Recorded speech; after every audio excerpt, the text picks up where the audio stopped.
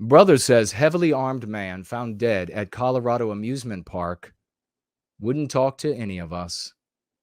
In an interview with NBC News on Tuesday, David uh, Barajas Medina said he and his younger brother, Diego Medina, slept in the same room and rarely spoke to each other. Not hear about this? Wonder why. Colorado, by the way, the place of the most well-known, talked about, and lamented mass shooting, which would have been able to be revisited. Also a strange coincidence. The man whose body was found in a Colorado amusement park would have been filled with children with a semi-automatic rifle nearby and a handgun? An AR-15 and a handgun by his side, was described by his older brother Tuesday as a recluse who stayed up every night playing Call of Duty. Interesting. Diego Medina, 20-year-old, whom the Garfield County Coroner's Office identified as the man whose body was found in a woman's restroom before Glenwood Caverns Adventure Park opened Saturday, quote, was a quiet person. His brother, David Medina, 27, said in an exclusive interview, quote, he wouldn't talk to any of us. The brothers lived with their mother in a 2-bedroom apartment in Carbondale, about 14 miles south of the amusement park. David and Diego shared a room. He always wanted to be a police officer, so he had guns, David said. He had a vest. Under Diego's bed was a box that David said may have stored the firearms authorities found, when weapons the local sheriffs said are most likely illegal and unregistered and untraceable ghost guns. David said he was at a loss for words and didn't know what was going through his brother's mind. Completely never heard him talk about anything like this. Total loss for words. Quote, I didn't think he was a dangerous person. 20-year-old. Sleeps all day, plays Call of Duty all night, acquires the most expensive firearms that one could acquire, and from a black market so deep, the devil goes downstairs to visit it, to find ghost guns.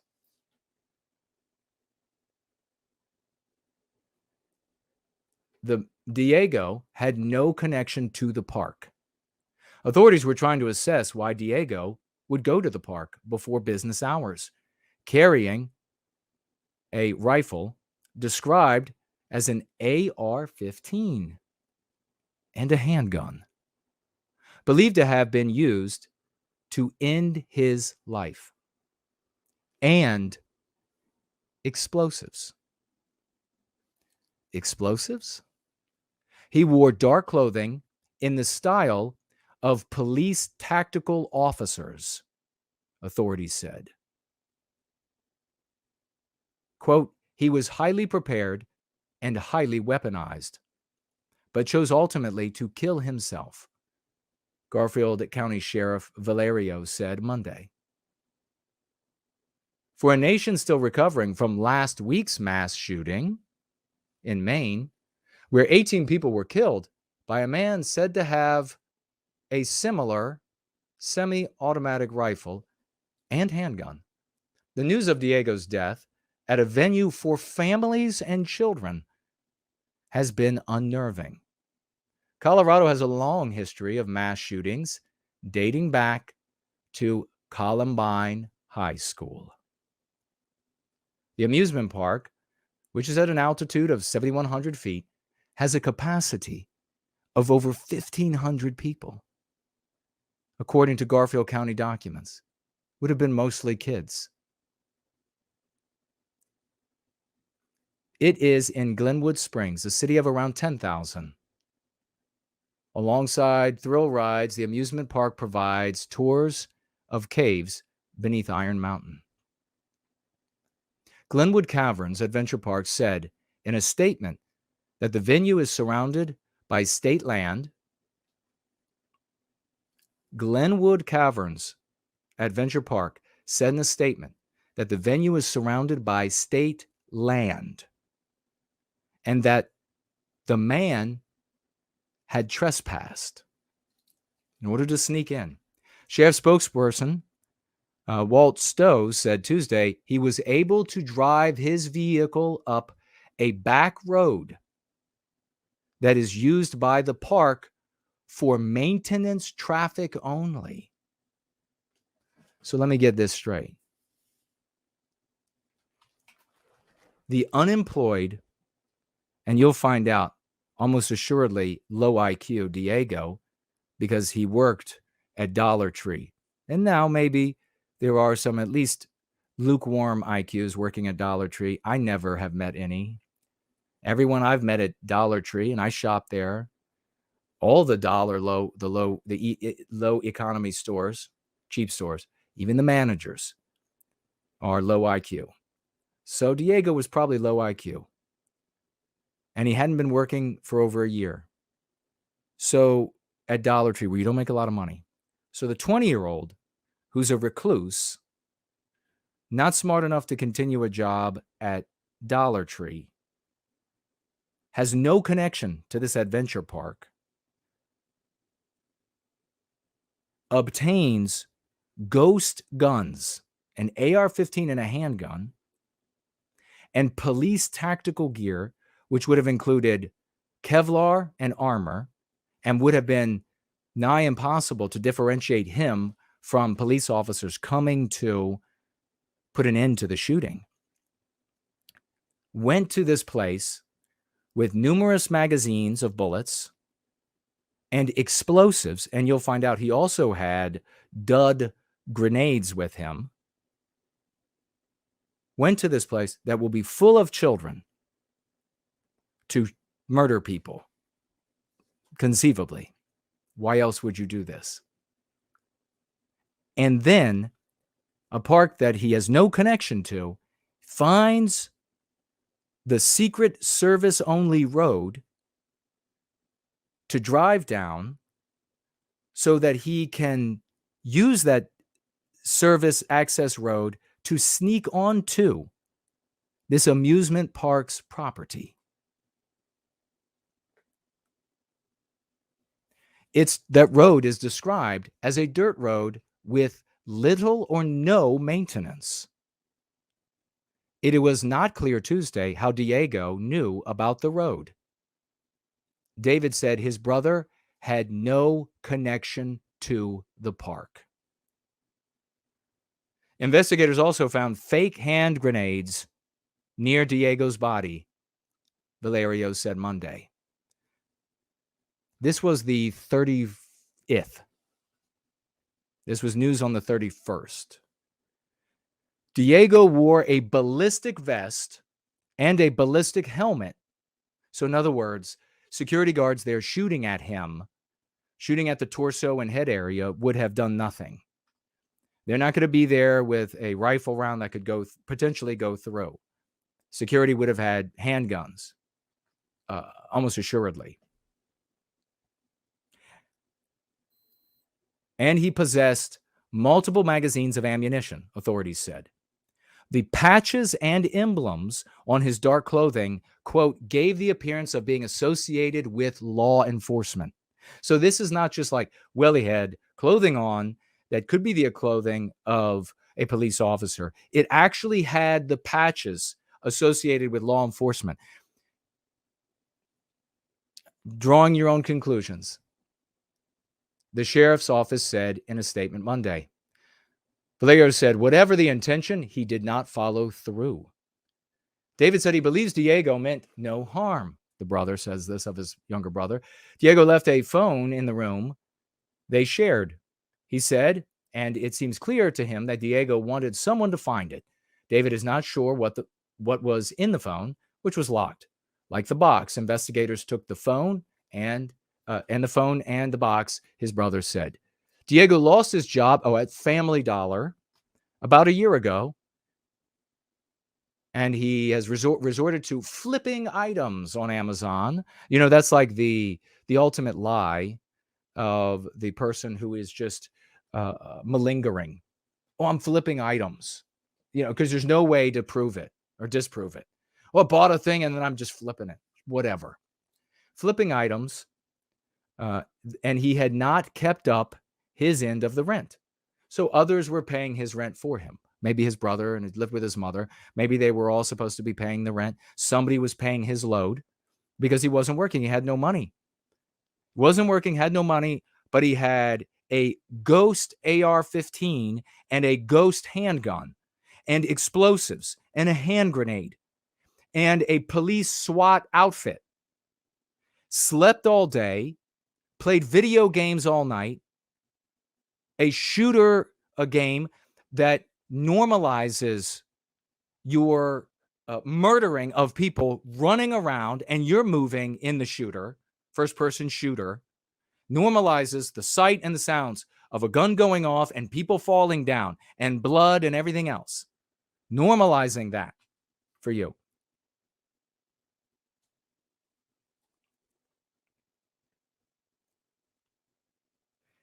It may have been he may have been depressed, but Saturday's discovery was shocking to his brother David, who shared a room with him. Quote, I'm not sure what he was setting out to do. He described Diego as a nocturnal gamer. He went to sleep every day at 6 a.m. He played Call of Duty, first-person shooter, every night, close quote. Even so, David said, he seemed normal. And he described his death as, quote, weird to me. So it makes no sense. Diego's not walking through the house ranting about the talking kangaroos or something. Stowe said the sheriff's office will conduct a methodical and detailed investigation to reveal the man's background and possible motive, indicating it could take time, and even then conclude speculatively. Oh, it's going to be found pretty damn speculative. On Monday, Valerio described Diego as, quote, completely under the radar. So no mental health record, no nothing. Adding, there was nothing to indicate there was a warning or concern. So no red flag laws could help. His guns are from the blackest of the black market. Right? You could get every drug on the land like this, but you can't just walk out and find a ghost gun to buy illegally.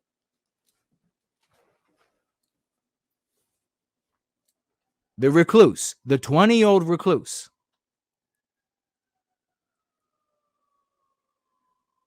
He imagined that could have been saying, Diego, imagine what could have been, could have done a tremendous amount of damage at the adventure park, close quote.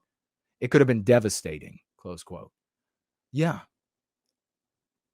Diego, in another universe, if Diego had been handled, if he had been helped, he could have killed over 100, and the majority would have been children. Maybe you don't know, but the most common round used in that style of weapon would go through multiple people. So if you had a crowd of people, each time you pull the trigger, that's not one person. That would be several people who would be shot and die. Certainly children of smaller stature. I don't know the caliber of the handgun, but it might have been similar. What about the explosives? that he could probably start off with an explosive in a crowd of people and then be waiting at one of the exit points or where they would naturally run to get away from the explosion, the dismemberment. Imagine the images that would coincidentally take Americans' minds off of a conflict elsewhere, any conflicts elsewhere. Americans pissed about more money to Ukraine, whatever. Americans pissed about, uncomfortable about supporting what's going on in Israel, whatever. Images of children blown to pieces, blood everywhere, bodies ripped apart by high velocity rounds flying through them, families lying dead where they were standing happy one moment before, blood streams running down concrete or asphalt.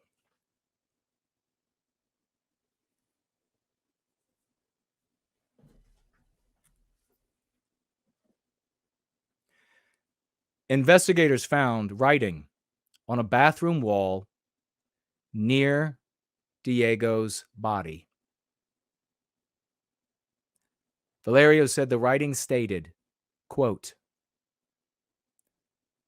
"I am not a killer. I just wanted to get into the caves." Close quote.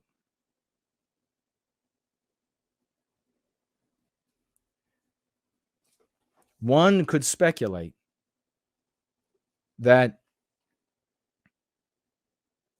some sort of, if there had been something like handlers,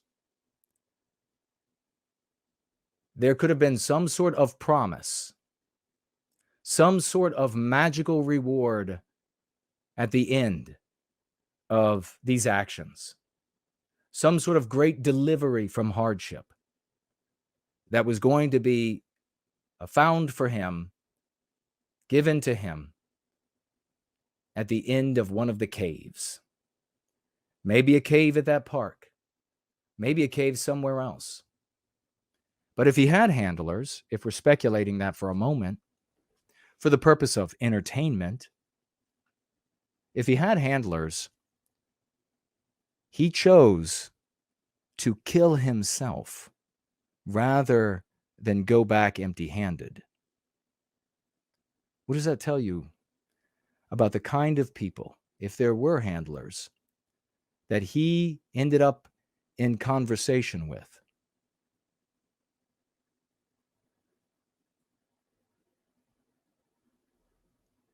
So terrifying that he would rather die than go back empty-handed.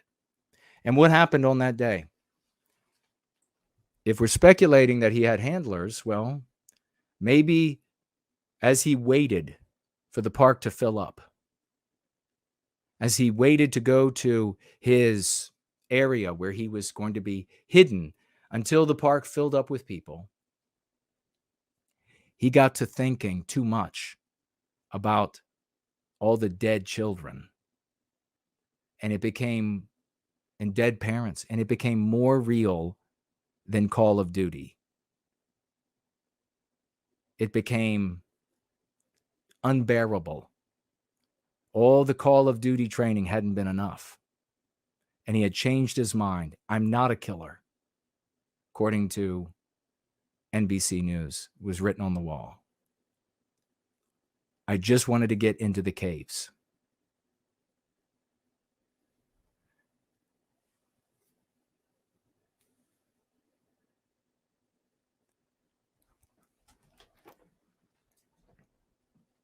That is if he had been handled. It certainly would have taken America's mind off of these international conflicts and all of our industry, intelligence, effort, etc., labor being given away so that international anti-whites can continue to wage the conflicts of their choice at our expense. It would have definitely taken the attention. 100 plus people dead, blown to pieces, gore. The dead children at this amusement park in Colorado would have really taken your attention off of dead Palestinians.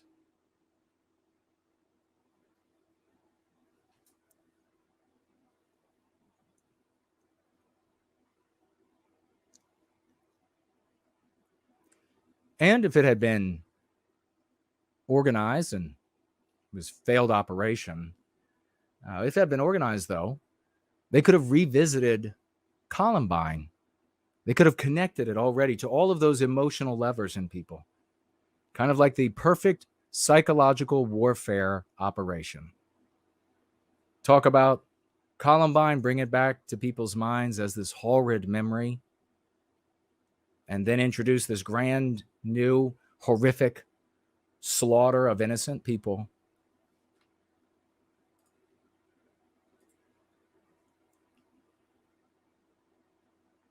That's if it had been organized, if it had been handled. Odds are, of course, that it wasn't. Odds are was that no one really knows. No one will ever know. Diego wanted to get to the back of that cave, and rather than just go and pay an entrance fee, enjoy the park, and go to the back of the cave, see what's in it, go to the park for the first time, according to his brother, he decided that he would somehow amass a shit ton of money, many thousands and thousands and thousands, and contacts in the blackest of black markets, trading in ghost weaponry as a recluse. And he would save up his pennies to be able to pay tens and tens of thousands of dollars. Somehow he navigated that black market to get ghost guns, specifically the AR-15 and the handgun. Then quit the job so that he could sleep all day and train all night long in first-person shooter games, and also save up his pennies to buy Kevlar and iron SWAT gear and the patches on it. And also, I guess on that black market, or maybe this extremely low IQ person built the explosives himself, or he acquired the explosives. Somehow he navigated that black market where they would prefer to just kill you. Like the black market, and I'm not talking about where you can buy a Rolex, like on the street corner in DC, or a fake Gucci bag. I mean the black market, where you have to meet and then meet and then meet and then meet and then meet, and you finally find someone.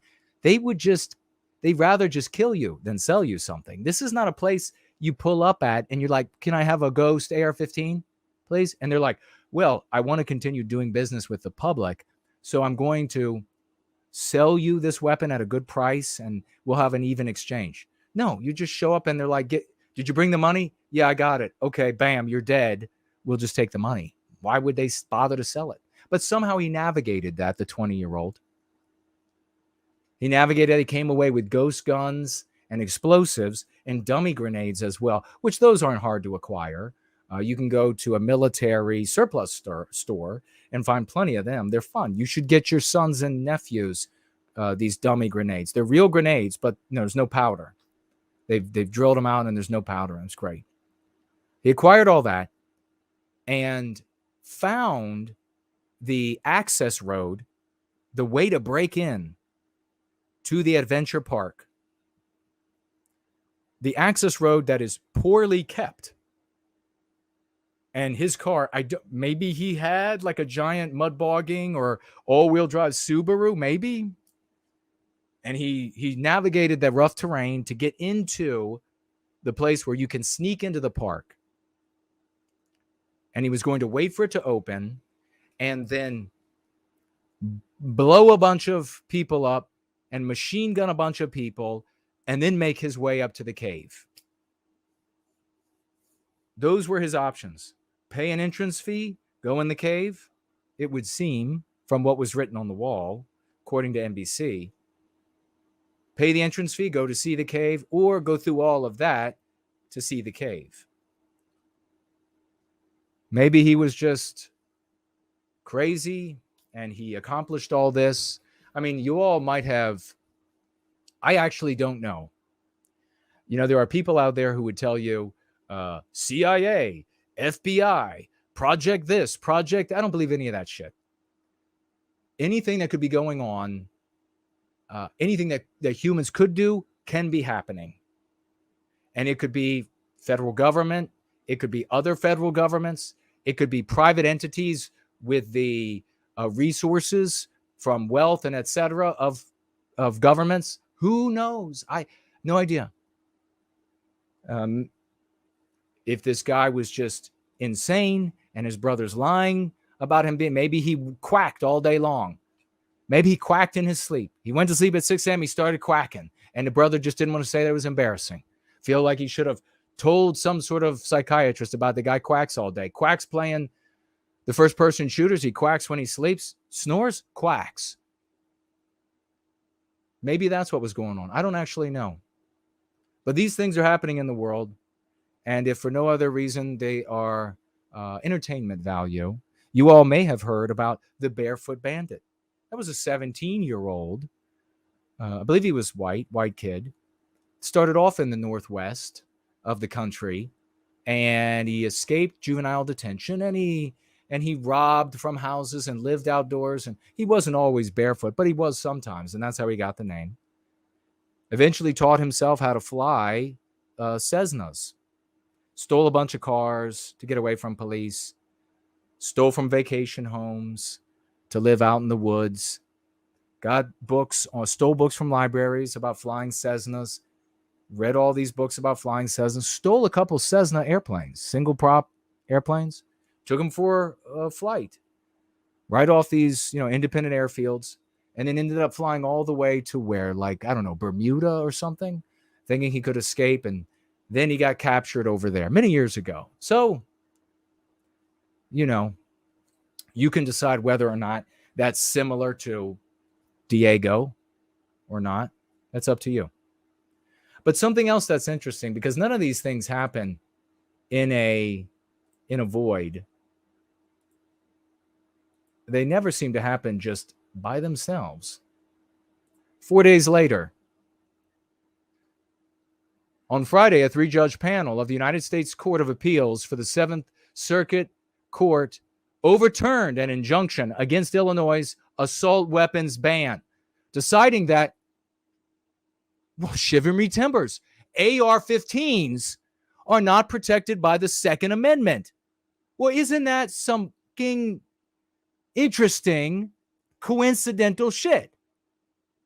4 days after Diego should have massacred 100+ people at a park with an AR-15, a week after Card massacred a bunch of people at a bowling alley with an AR-15, a 3-judge panel reviews and determines that AR-15s, as maybe the nose of the camel under the tent, are not protected by the Second Amendment. The preliminary injunction was issued by Barnett versus Raoul by U.S. District Judge Stephen McLean, a Donald Trump appointee. That decision was appealed to the 7th Circuit, where a 3-judge panel decided 2-1 against the injunction. So in Illinois, they had said the owning an AR-15 is not protected by the Second Amendment.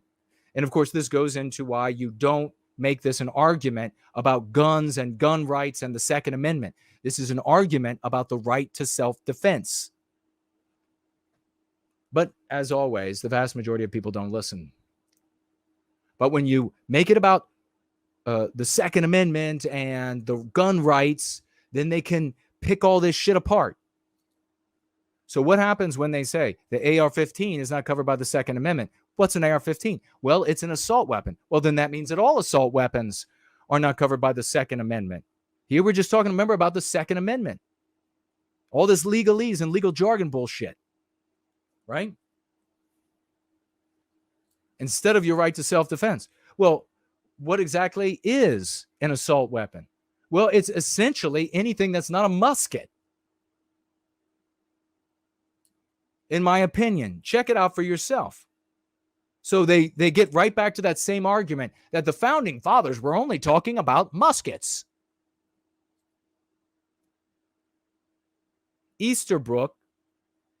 Okay, it says the three judges were Ronald Reagan appointee Frank Easterbrook, Bill Clinton appointee Diane P. Wood. That sounds like a fake name if I ever heard one. And Donald Trump appointee Michael P. Brennan. And Rapunzel raised the great point. I'm going to have to come back to it and talk about it later because we're already hitting 8 o'clock. We'll talk about Trump's appointments and who he selected and why there is no such thing, circling back to the beginning of our conversation tonight, in picking the right people. There's no such thing. Easterbrook and Wood constituted the panel majority in overturning the injunction. They noted that Heller, 2008, held, like most rights, the right secured by the Second Amendment is not unlimited. They went on to note that in Heller, the Supreme Court of the United States found that machine guns were not protected. This is their actual argument. We're not protected under the Second Amendment because they were not bearable. They were not bearable arms. They didn't exist largely, or they didn't exist at all, but it would be some years before anything that would approach that existed. And that is, quote, because they can be dedicated exclusively to military use. What do you see with that argument ends up at? You see where they're going? An AR-15 is semi-automatic. Pull the trigger, a bullet goes. Pull the trigger, a bullet goes. Fully automatic, pull the trigger, it keeps firing until there's no more ammunition. Well, if an AR-15 is semi-automatic, how do you get to a machine gun? Well, you could break the law and turn it into a machine gun. But don't we already have a law for that? It's already illegal. So you can't say that the thing which someone might use to break the law has to be banned because they might break the law to use it in a way that's illegal. Because then we ban your cars. A car is not designed to drive through a crowd, but you might illegally do that. You can think about any example of that. This is the argument the actual anti-whites are using to deprive you of the right to self-defense.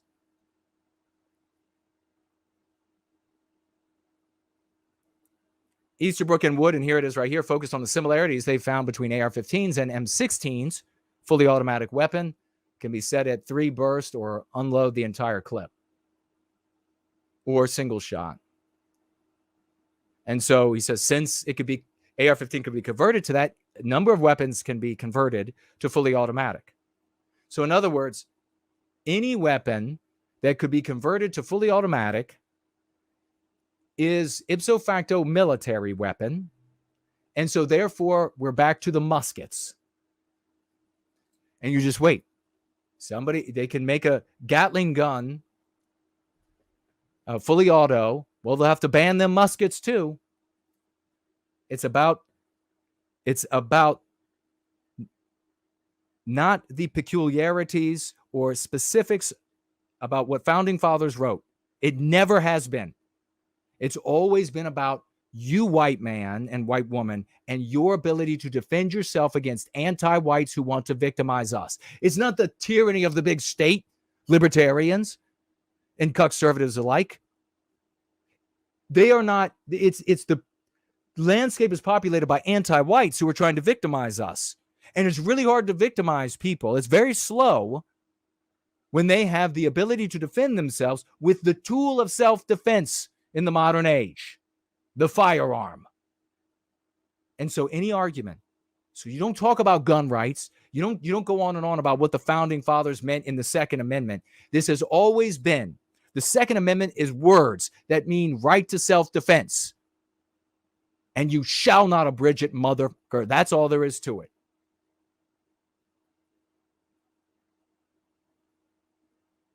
So they go on. The dissenting judge wrote back, who cares? It is what it is. This is what we're up against. Odd timing. 4 days after a mass shooting took place that killed hundreds of people, or over 100 people, mostly children. You saw all their corpses blown to pieces and bullets ripped through their bodies and the rivulets of blood rolling downhill, except you didn't see them because the shooter killed himself instead, then go through with that. Thank God. 4 days after that, the court specifically overturns a ban on AR-15s to allow them to be banned again, or the pushback, the stay on the ban. They overturned the stay so that AR-15s can be banned. And the mass murder that didn't take place in Colorado proceeded with an AR-15 that's a ghost AR-15 1 week after another AR-15 is used in a bowling alley. Man, the coincidences abound.